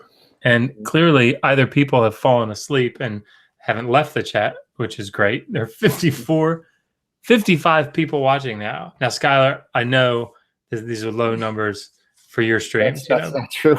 But for us, man, this is big stuff. So thank you very much. All of you. About the average I get, roughly. Okay. So he made the wind bear away my offenses, which is an interesting phrase. I'd actually like to look at that in the Akkadian because the wind bearing off things like Tiamat and with Fianzimra. Yep. Okay. He applied to me his spell that binds debilitating disease. He drove back the evil vapor to the ends of the earth, because the earth has ends. Yep. He bore off the head pain to the breast of hell. He sent down the malignant specter to its hidden depth. The relentless ghost, he returned to its dwelling. So all these things in that previous section that came up and attacked him, this guy's... Marduk's saying, go! What is he talking about with this hell thing here? Like, what is he referring to? The breast? Yeah, I'd like to... I actually was thinking about that. I'd like to look at the Akkadian. It's not this New Testament. It's not the fiery torment of Christianity. If it is the afterlife kind of thing, it's like more kind of similar to the Greek underworld, Greek form of Hades. I'm picturing here the Gala demons. Yeah. Right? Something akin to that. So there are demons that they're a motley crew, they call them. They come up and they don't tire, they don't feel any remorse, or sympathy or anything, and they just do bad shit. But they're coming from the netherworld, right? So it's not hell. Yeah, it's not a nice place though. Yeah. We have a question, sorry, before you carry on. Sure. Jason Muse, regarding the healing snake that it was mentioned, is this a period when snakes were revered, reminiscent of the Catechus? I've said I don't know. I'd have to look. I mean, snakes figure in mythological texts, right? So you see the snake in the Gilgamesh epic, but it's not. I guess you would say he's kind of a bad guy in that text. No, that's a good question. I'd have to look and see the role of, do some research on snakes. I mean, they're pretty terrifying. Like, I wouldn't imagine any kind of like line of thinking where we'd be like, yeah, they're cool. Like, they're these really blessed beings, Like, I look at them and I'm like, I need to be away from you. It's like spiders, right? Like when you see a spider, you're like, you know what? I need to be at least, a mile away from you at all times for me to feel safe in this situation. Maybe. I was going to say, because he's mentioned the Catechus. I don't know of anything in Mesopotamian iconography that is similar to that. I can't think off the top of my head of snakes featuring particularly prominently in iconography or in artwork. And I've not come across them in texts, but that doesn't mean they're not there because my interests are one narrow area and there's a whole load of other stuff. They might be in medical texts, I don't know. We have actually, I'm trying to arrange an interview with a scholar who does work on medical texts. So I will definitely save that question and ask her if she has any ideas about the role of snakes in healing and that kind of thing. Would you mind reading for a minute? Yep. He overthrew the she-demon, sending it off to a mountain. He replaced the augur in flood and sea. He eradicated debility like a plant. Uneasy sleep, excessive drowsiness, he dissipated like smoke filling the sky. The turning toward people with woe and alas, he drove like a cloud. The tenacious disease in the head, which was heavy as a millstone, he raised like dew of night and removed it from me. My beclouded eyes, which were wrapped in the shroud of death, he drove 1,000 leagues away. He brightened my vision. My ears, which were stopped and clogged like a deaf man's, he removed their blockage. He opened my hearing. My nose, whose breathing was choked by symptoms of fever, he soothed its affliction so I could breathe freely. My babbling lips, which had taken on a hard crust, he wiped away their distress and undid the deformation. My mouth, which was muffled so that proper speech was difficult, he scoured like copper and removed its filth. My teeth, which were clenched and locked together firmly, he opened their fastening, freed the jaws. My tongue, which was tied and could not converse, he wiped off its coating and its speech became fluent. My windpipe, which was tight and choking, as though on a gobbet, he made well and let it sing its songs like a flute. My gullet, which was swollen so it could not take food, its swelling went down and he opened the blockage.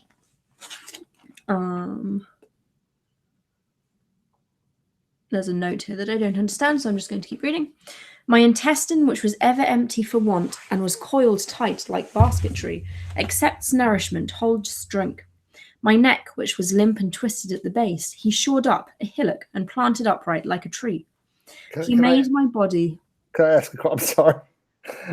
This part where it says my intestine, which was ever empty for want. Is he just saying like I don't know what that means? He was really, really hungry all the time. Oh, okay, I see. I thought it meant something else initially when I read it, and then after I was like, you know what, this is not. It's just saying something. Yeah, if something. If something. If somebody wants for food or something. Yeah. So if it's empty for want, that's what he's saying. You know what's really okay? So what time period is this around? We're talking here.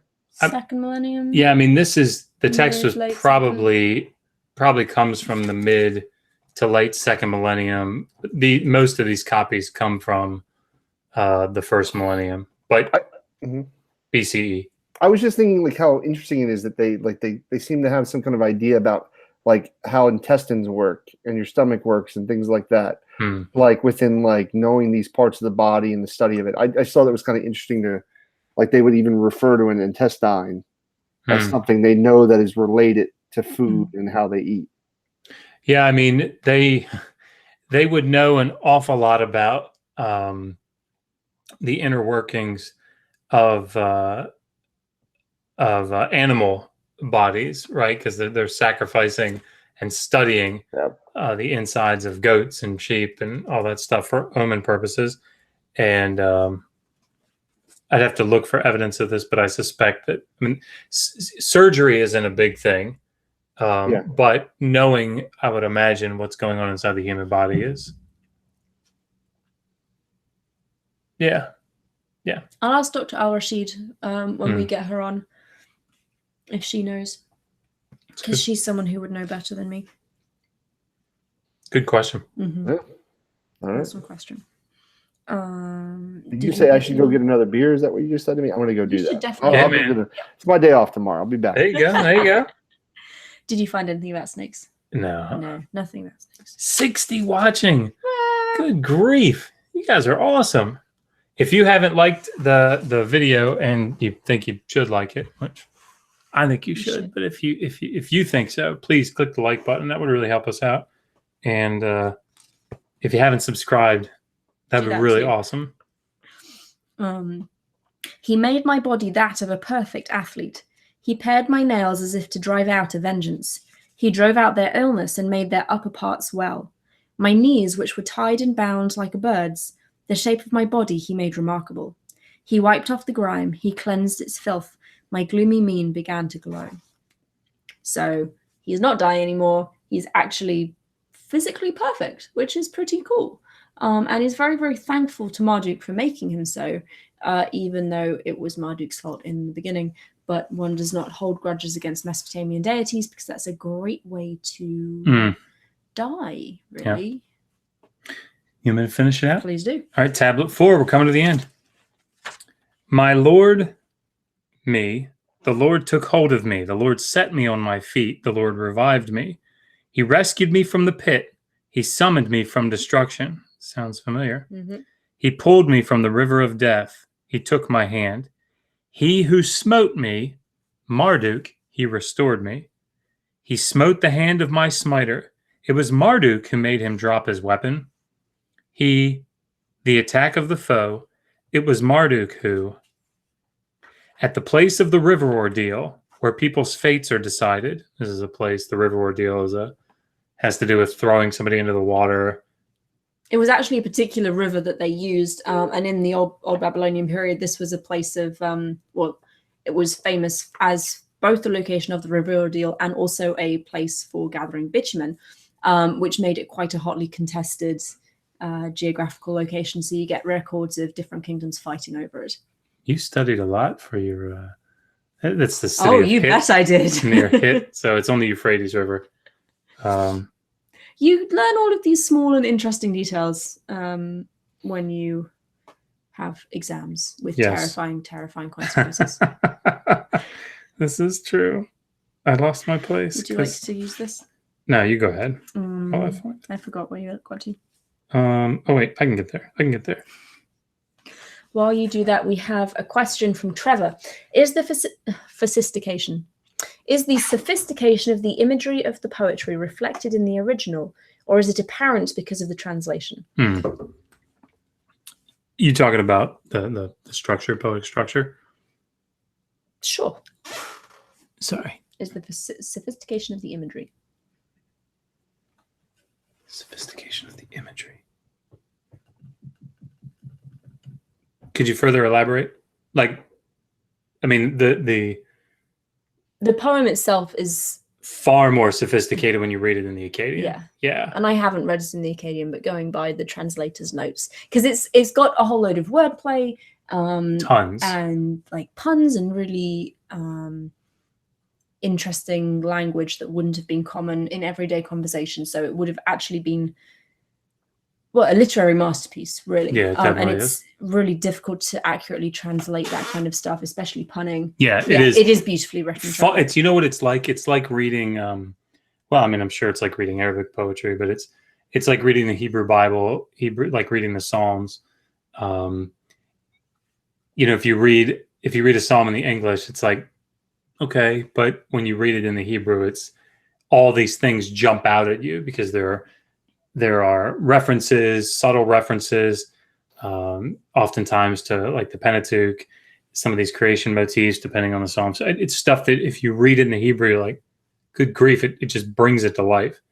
Which was why Josh was saying earlier, there was something about the wind bearing away something, I can't remember what, which is a phrase that turns up. And because it's not in the Akkadian, like we don't know if it's the exact same Akkadian phrase, but that turns up in the Enuma Elish myth and in the Anzu myth that we read last week, I think.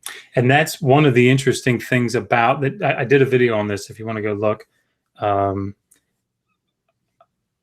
think it's just a summary, a literary summary of the Anzu myth and Enuma Elish, the creation story. But the reason that I compared those two is because, as we talked about in one of the earlier book club videos, the Anzu myth features Ninurta and, you know, magnifies Ninurta for being the great god. The Enuma Elish revivifies Ninurta in Marduk, but Marduk becomes vastly superior and more powerful to Ninurta, but it uses all this language, all these features from the Anzu myth. One of the things that's striking when you read it in the Akkadian is this phrase in the Anzu myth.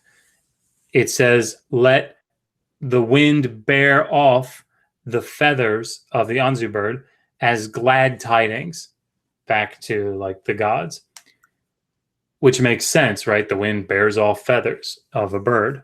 But in the Enuma Elish, when Marduk kills Tiamat and her blood spills out, it says, "Let the wind bear her blood off as good tidings to the is gods, a little odd. which is very strange because Blood not being known for its. It's not really how that works, but it's the floating same properties. phrase. And so it's if you read it in the Akkadian, these people would have been very familiar with the Anzu myth. Then you read the Enuma Elish and you go, ah, there's a connection here. Yeah, like a type of parody, but not parody, obviously. Anyway, sorry. Skylar, you're not muted, are you? Okay. No, I'm good. No, I just want to make sure. You're good. Okay. So at the place of the river ordeal, where people's fates are decided, I was struck on the forehead, my slave mark removed, which in my prayers with prostration and supplication to a Sangila, I who went down to the grave have returned to the gate of sunrise. I'm going to stop you there. The rest of it is like Thanksgiving. Yeah. I don't know how interesting it is. Yeah, that's true. This went over less well than I thought it would. Why don't we read a fun... Do you want to do the 3 ox drivers of Adab? Let's do that. So I will say that the rest of the text is basically this guy going around the city gates and giving thanks to all the different gate goddesses and gate gods. And then the very little last bit is another hymn of praise to Marduk, because isn't he amazing? He was so horrible and mean and basically killed me, but then he brought me back to life and now everything is wonderful again. So yay Marduk. It's almost like Ebenezer Scrooge at the end of A Christmas Carol, like where he finds out at the end, he's like, Christmas Day is still here. I can have my Christmas turkey. And Tiny Tim will live. It's a great story. I will say, I obviously, I do a lot of knocking against Christian religion, but man, they got it locked down on their music and their movies because, like, anything to do with Christmas, A Christmas Story, A Christmas Carol, all of the Christmas stuff, all the Christmas songs. Like, I don't know how you can not listen to Silent Night and get a little teared up. Like, it doesn't matter whether I believe in Jesus or not. I was like, I love you, Silent Night. Does anyone have questions about that before we move on? I don't think so because I've been looking. But if you do, now is the time. Skylar, I just sent you on the Twitter the link to the text we're getting ready to read. This is a Sumerian text.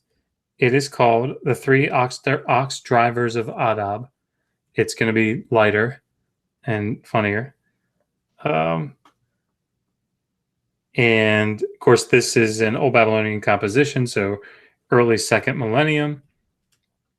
If you want to put it, I am. Oh, look at you! You're like amazing. Oh, someone is asking, what names do the Sumerians call their script in their spoken language? I'm afraid it's not Sumerians; it's Sumerians. So it's Emegir. Emegir is Sumerian.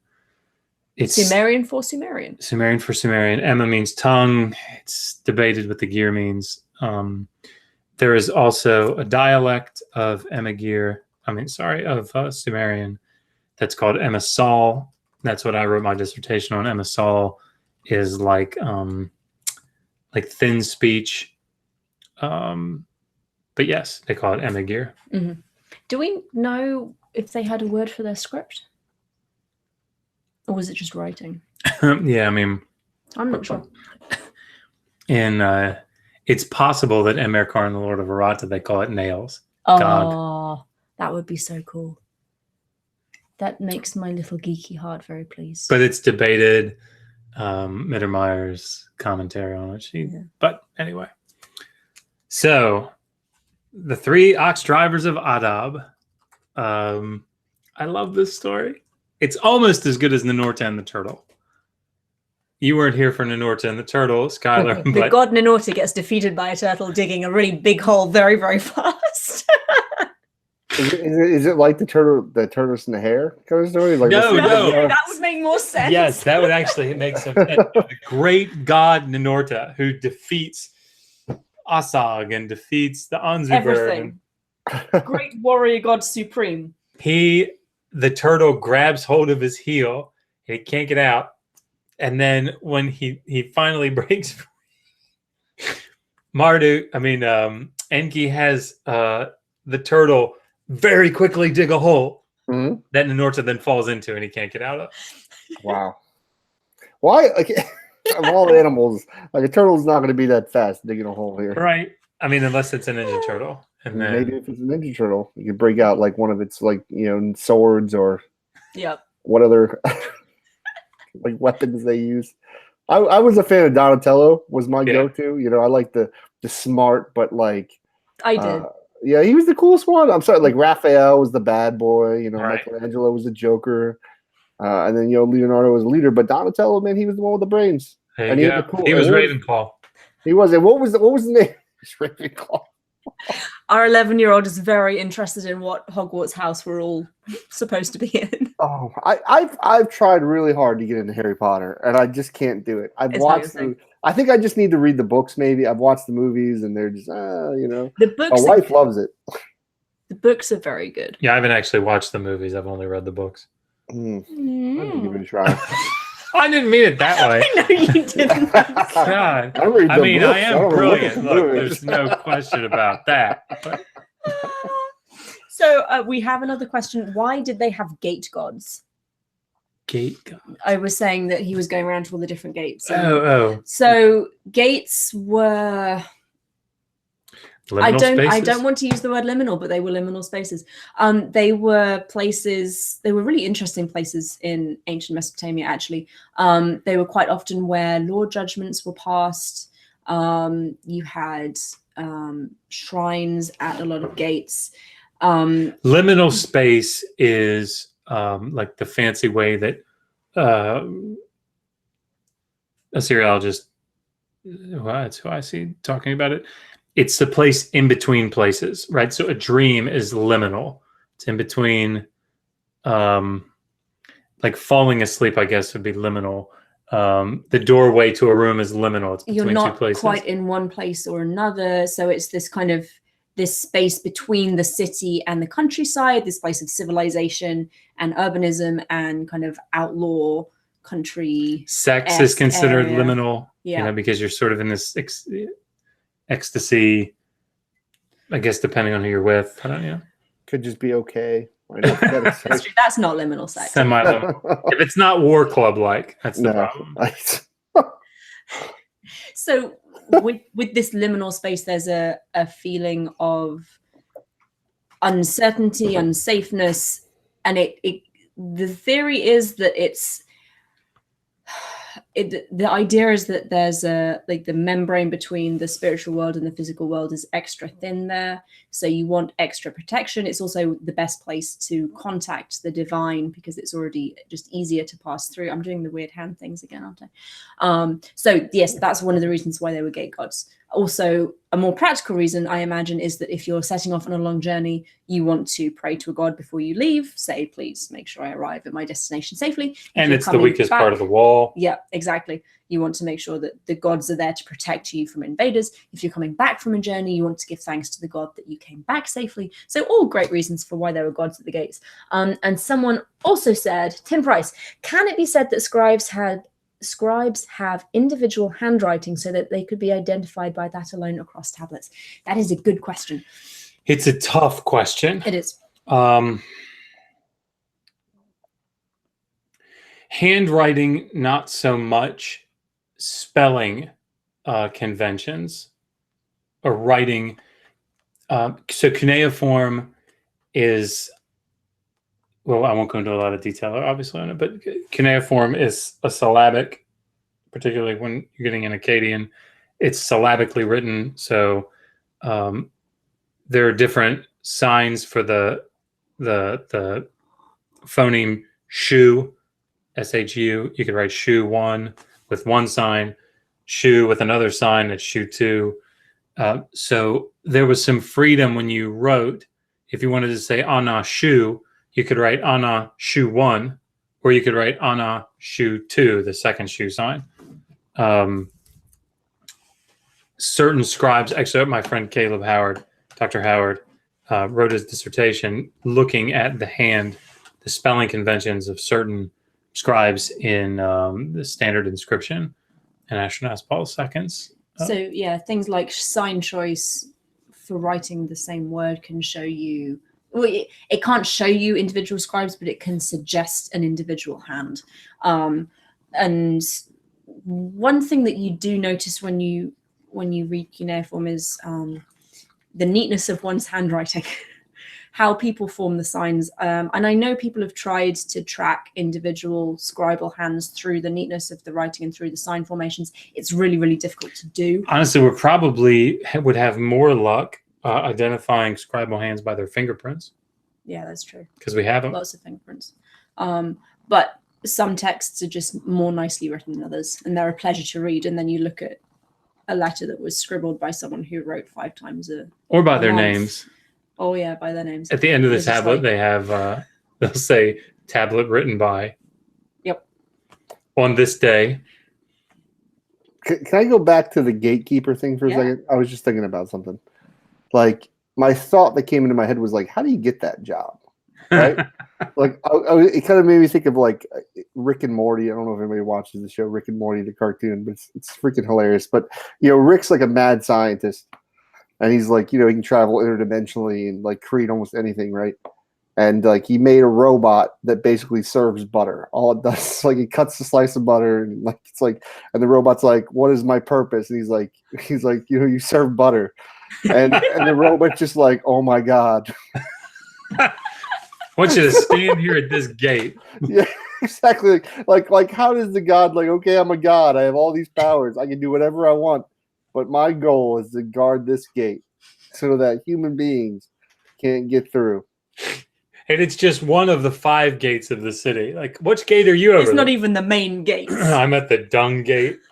Yeah, like it's so like they're gods. Can't we make something better to guard a gate? Like just like lock it. Like lock it, like fucking lock the gate with something that human beings can't get through. I'm sorry, like this is the kind of stuff when I look at religion, I'm like, come on now. Like, I'm as a human being, I'm just like brainstorming, intoxicated.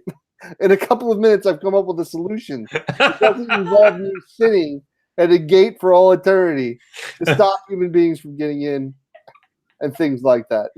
It's weird the choices the gods make. Like, hey, I'm going to make this tree and put it in the middle of this garden. I think it'll be a good idea. We'll just ride this out. Maybe humans will eat from it. Maybe humans won't. But we'll make 2 trees just in case. One for knowledge of good and evil, and then one that you get to live forever. Now I gotta go die. Damn it!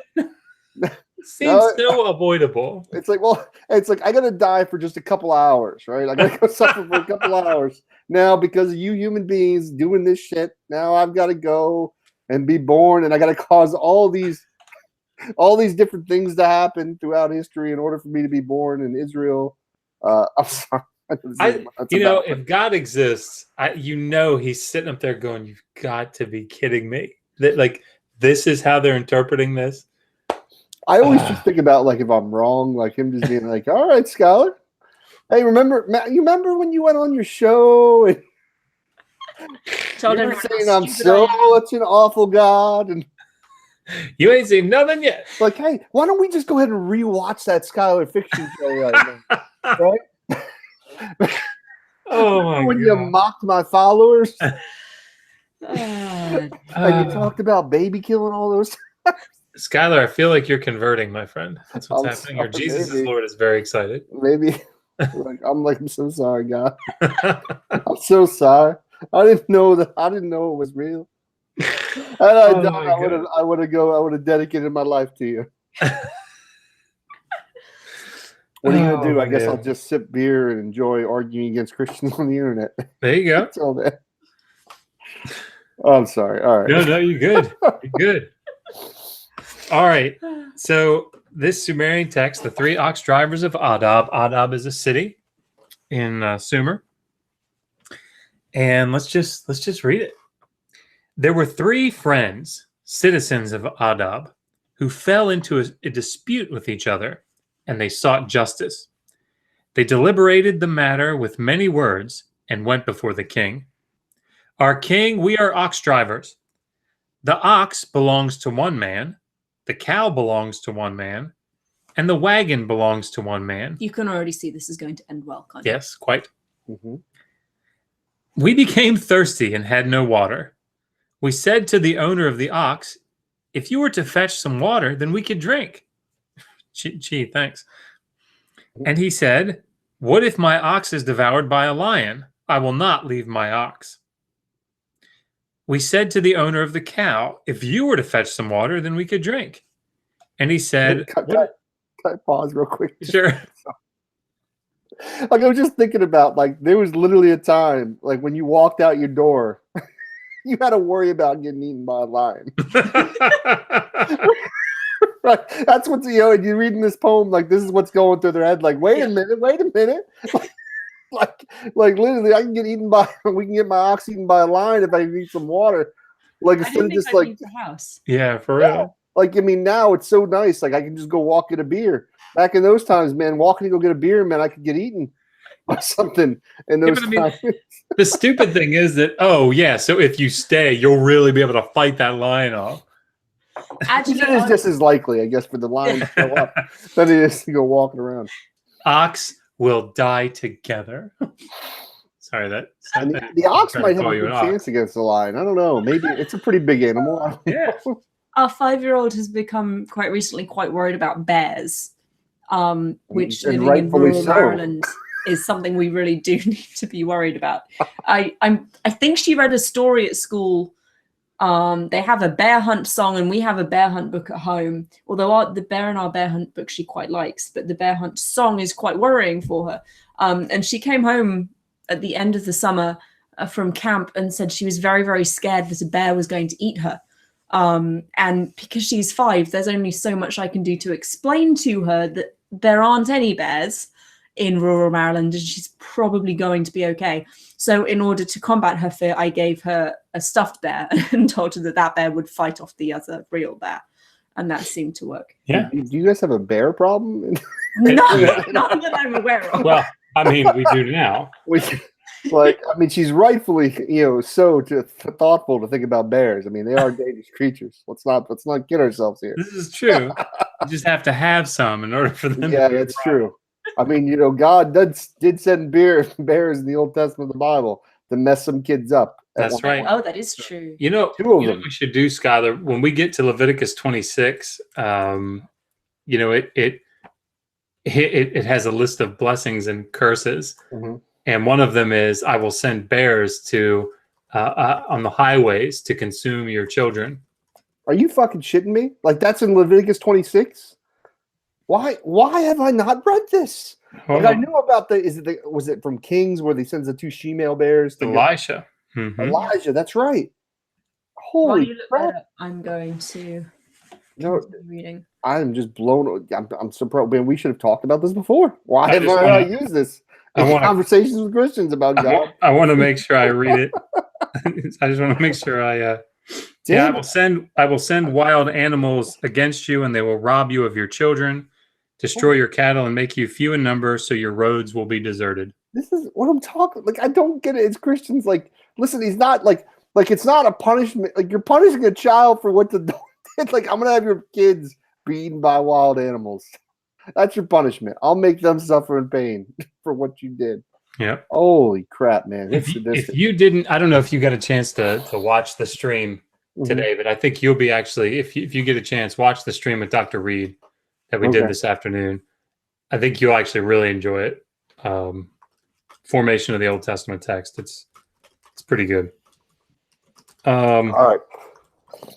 So the first guy doesn't want to leave his ox to go get water because the lion might eat it. The owner of the cow says, what if my cow went off into the desert? I will not leave my cow. We said to the owner of the wagon, if you were to fetch some water, then we could drink. And he said, what if the load were removed from my wagon? I will not leave my wagon. Come on, let's all go. Come on, let's all return together. Which is a great solution to the problem. Mm-hmm. Right. Because now the ox will definitely not get eaten by the lion. The cow will not wander off into the desert, and no one will steal their stuff from the wagon because they've all left. Genius. However, first, the ox, although tied up with a leash, mounted the cow, and then she dropped her young, and the calf started to chew up the wagon's load. Who does this calf belong to? Who can take the calf? Quite a neat little puzzle. So the ox has sex with the cow. So, right. So now the calf belongs sort of to both of them, and thus to the owners of those two. But then the calf eats the stuff that was on the wagon. Yeah, the stuff on the wagon to survive. So now the wagon owner has a claim to the calf, ostensibly. So who does the calf belong to? The king did not give them an answer, but went to visit a cloistered lady. The king sought advice from the cloistered lady. Sorry, it just if we didn't have the rest of the tablet broke there, it'd be like the king didn't give him a response. He went to have sex with somebody. What does that mean? Like a cloistered lady? What is like a nun or a priestess kind of thing? Okay. Yeah, I'll give you an answer in a little bit. I'm gonna go visit a cloistered lady. Sorry, go ahead. 3 young men came before me and said, "Our king, we are ox drivers. We became thirsty." Oh no, the ox belongs to one man, the cow belongs to one man, and the wagon belongs to one man. We became thirsty and had no water. We said to the owner of the ox, "If you were to draw some water, then we could drink." And he said, "What if my ox is devoured by a lion? I will not leave my ox." And we said to the owner of the cow, "If you were to draw some water, then we could drink." And he said, "What if my cow went off into the desert? I will not leave my cow." We said to the owner of the wagon, "If you were to draw some water, then we could drink." And he said, "What if the load were removed from my wagon? I will not leave my wagon," he said. "Come on, let's all go. Come on, and let's return together." First the ox, though tied with a leash, mounted the cow, and then she dropped her young, and the calf started to chew up the wagon's load. Who does this calf belong to? Who can take the calf? Can we just say how, they're going to get some water. Like, how long did it take this cow to reproduce some children? Yeah. Wouldn't they have, died of... I mean, it's part of the, I think it's part of the nonsensical sort of nature of the text. Like this, the cow, it had sex in that time. It had some children. While we went to get some water. That's all there. All right. So there are some lines missing, 35 lines missing, in fact. So you may guess we're not going to get a sensible answer from this text. The cloistered lady continues her reply to the king. "Well now, the owner of the ox, his field, after his ox has been eaten by a lion, and then his field again." We've got a lot of breaks. "Well now, the owner of the cow, his wife. After his cow has gone off into the desert, his wife will walk the streets. After the cow has dropped its young, the hero walking in the rain. The ox's food ration which he has turned to, his wife dwells with him in his house, his desired one." So basically what's happening here is they're trying to figure out, the woman's saying, all right, well, here's what would happen in this scenario. Here's what would happen in this scenario. So this, if if things had gone differently, the ox owner would have this, the cow owner would have this, the ration in the wagon would go here. And so, but now that this situation has taken place, this person has lost this person has lost that. So they're trying to figure out, from a, not a legal standpoint, I suppose, but from a proper standpoint, who gets the calf. Yep. And the final few lines, which is very unsatisfying from a story resolution standpoint. "When the king came out from the cloistered lady's presence, each man's heart was dissatisfied." No one was pleased with this at all, and I'm certainly not pleased. "The man who hated his wife left his wife. The man abandoned his something. With elaborate words, the case of the citizens of Adab was settled. We don't know how, but apparently it was settled. Pa Niginyara, their sage, the scholar, the god of Adab, was the scribe." So that was a very short, confusing text. But I just think it's funny because the beginning really is what I find funny about that story. Is, it was funnier in my head. I want to know who was right. I feel disappointed. Like who was the one that was what was the moral of the story? It seems like none of them. You know what it was? Yeah, I get that. It's a Solomon's. Yeah, you know what it probably was? They cut the calf up into 3. Actually, someone said that in the chat. Oh, really? Just get some steaks. Yeah. Oh gosh. All right. I feel we are at pretty much 2 hours. We are. Yep. Maybe the calf had right. We started at 7:30. We did start at 7:30. Excellent. And I had a question actually that I said I would save for later. Yeah. Let me find it.